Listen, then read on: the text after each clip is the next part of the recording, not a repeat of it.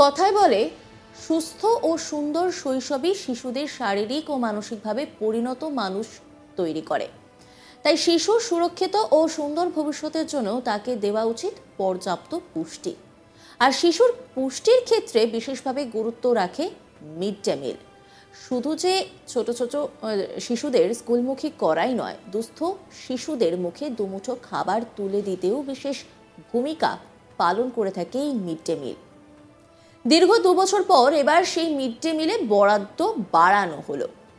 প্রাথমিকে বরাদ্দ বাড়ল 74 পয়সা, আর উচ্চ প্রাথমিকে তার পরিমাণ 1 টাকা 12 পয়সা। কিন্তু স্বাভাবিকভাবেই বিভিন্ন মহলে প্রশ্ন উঠছে, মূল্য বৃদ্ধির এই বাজারে যথাক্রমে 74 পয়সা ও 1 টাকা 12 পয়সা বৃদ্ধিতে কিভাবে পুষ্টি বাড়ানো যাবে পড়ুয়াদের?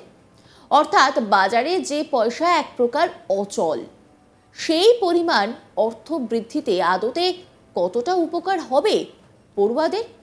এই নিয়ে ইতিমধ্যেই রাজনৈতিক মহলেও শুরু হয়েছে চর্চা। তৃণমূল বিধায়ক হুমায়ুন কবির বলেন যে গুণগত মান রয়েছে সেটি চালিয়ে নিয়ে গেলেই যথেষ্ট, কারণ শিশুদের যে পরিমাণ খাবার লাগে সেটি সরকার যদি বরাদ্দ করে ও তা যদি সঠিকভাবে ব্যবহার করা হয় তাতে কোনো সমস্যা হয় না। কিন্তু এই পরিমাণ অর্থ বৃদ্ধিতে আদৌ কি বিশেষ কোনো লাভ হবে? হুমায়ুনের জবাব, তহবিলের বিষয়ে সরকারের অনেক সমস্যা রয়েছে, এই নিয়ে আমি বিশেষ কিছু বলতে চাই না। সাধ্যমতো জনকল্যাণমূলক কাজগুলিতে সরকার চেষ্টা করছে, কোনো অসুবিধা হওয়ার কথা নয়। এদিকে এই বিষয়ে প্রতিক্রিয়া পাওয়া গিয়েছে বিজেপি নেতা সজল ঘোষের তরফেও। সজল কার্যত বলেন, বর্তমানে মোদিজি ইউপিআই পদ্ধতি এনেছেন বলে 74 পয়সা পেমেন্ট করা যায়, নয়তো এমনিতে কি কাউকে কি 74 পয়সা পেমেন্ট করা যায়? বাংলার মানুষের জীবন জীবিকা নিয়ে এতদিন মশকরা চলছিল, এবার এটা নিয়েও শুরু হলো। খাবারের মান 74 পয়সায় কি বাড়তে পারে? কেন্দ্রীয় সরকারের 60% দেয় এবং রাজ্য সরকার দেয় 40%, কিন্তু এদের সেই 40% খরচ করার মতো ক্ষমতা নেই। এই নিয়ে আলাপ আলোচনা চালাবেন বলেও জানান সজল ঘোষ।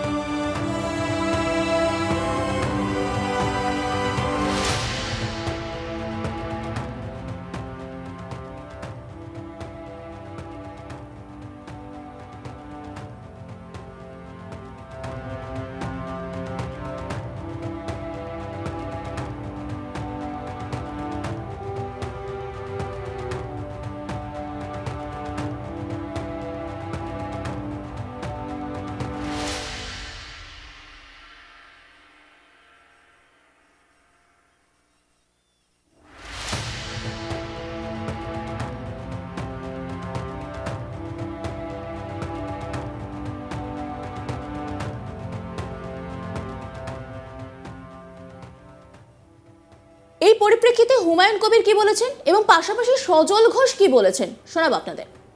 যে গুণগত মান আছে সেটাই মেনটেন করলেই যথেষ্ট, কারণ ওই বাচ্চাদের যে পরিমাণ খাদ্য লাগে সেটা যদি যেটাই সরকার অ্যালট দেয় সেটা যদি সঠিকভাবে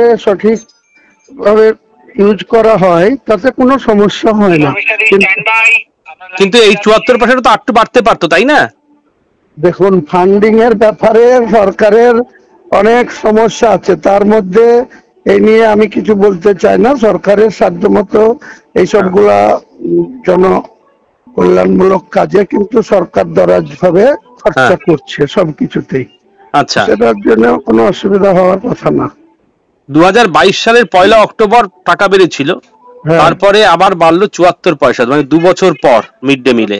হ্যাঁ, ঠিকই আছে, বাজার অনুপাতে ঠিকই আছে, অসুবিধা কিছু নয়। 5 টাকা কোয়ান্টিটি বা কোয়ালিটি মেনটেন করা অনেক দিক থেকে, শুধু পয়সা দিলেই হয় না, অবজারভেশনে রাখতে হয়, প্রেসারে রাখতে হয়, তাহলে হয়।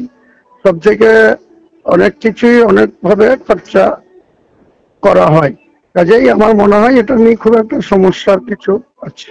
আপনি 74 পয়সা, হ্যাঁ, এখন মোদিজি অবশ্য এই ইউপিআই করেছে বলে আপনি দিতে পারেন। 74 পয়সা আপনি কাউকে এমনিও পেমেন্ট করতে পারবেন আদারওয়াইজ? না। মানে বাংলার মানুষের জীবন জীবিকা নিয়ে তো একদিন চলছিল মস্করা, এখন এটা নিয়েও শুরু হলো।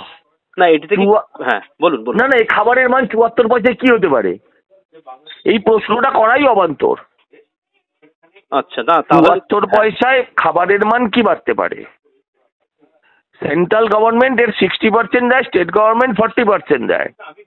নিয়ম হচ্ছে স্টেট গভর্নমেন্টের কাছে আপনি যদি যা খরচ করবেন তার 60% দেবে, এরা খরচই করতে পারবে না, কারণ এরা যে ওই 40% খরচটা সেটাও করার মতন ওদের ক্ষমতা নেই। তাহলে আপনারা কি করে প্রতিবাদ করবেন জানাবেন? কর্পোরেশনের স্কুলও তো রয়েছে এর মধ্যে। হ্যাঁ নিশ্চয়ই কথা বলবো।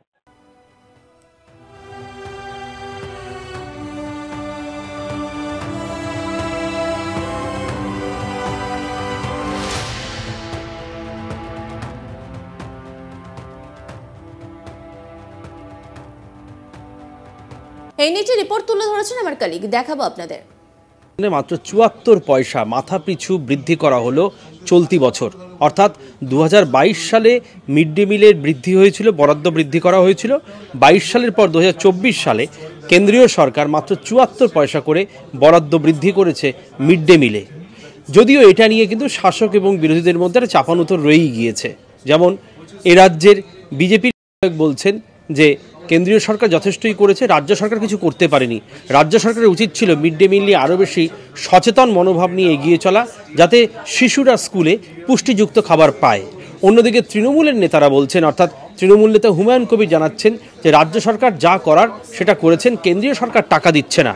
অর্থাৎ চাপানুতরে কিন্তু বঞ্চিত হচ্ছে ক্ষুদে পড়ুয়াদের পেট, অর্থাৎ ক্ষুদে পড়ুয়াদের খাদ্য। তারা মিড ডে মিলে যায় স্কুলে, এবং অনেক প্রান্তিক মানুষ আছেন যারা বাড়িতে দুবেলা সন্তানকে মুখে খাবার তুলে দিতে পারেন না। সরকার চেষ্টা করেছিল যাতে স্কুল ছুট না হয় পড়ুয়ারা, তাদের জন্য দুপুরে খাবারের ব্যবস্থা করা। সেখানে কেন্দ্রীয় সরকার এবং রাজ্য সরকার যৌথভাবে কিছু টাকা কন্ট্রিবিউট করে। সেখানে দেখা যাচ্ছে কেন্দ্রীয় সরকার বরাদ্দের টাকা না দেওয়ার অভিযোগ বারবার বিধানসভাতে তুলেছিল শিক্ষা দপ্তরের পক্ষ থেকে বা সমাজ কল্যাণ দপ্তরের পক্ষ থেকে বলা হয়েছিল। শশী পাজার পক্ষ থেকে শশী পাজা জানিয়েছিলেন তার দপ্তরের পক্ষ থেকে যে কেন্দ্রীয় সরকার মিড ডে মিলের টাকা দিচ্ছে না।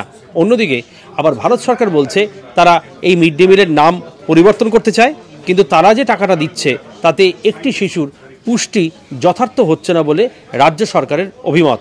তারা স্পষ্টই জানাচ্ছেন ৭৪ পয়সা বৃদ্ধি করে, এটা রাজ্যের পক্ষ থেকে বলা হচ্ছে ৭৪ পয়সা বৃদ্ধি করে কোনো শিশুকে পুষ্টিকর উপাদেয় খাদ্য দেওয়া সম্ভব নয়। দীর্ঘ ২ বছর পর এই ৭৪ পয়সা বৃদ্ধি নিয়ে রাজ্য এবং কেন্দ্র সংঘাত কিন্তু ফের বজায় রইল। নজর রাখুন আজ তাক বাংলার ইউটিউব স্ট্রিমিংয়ে।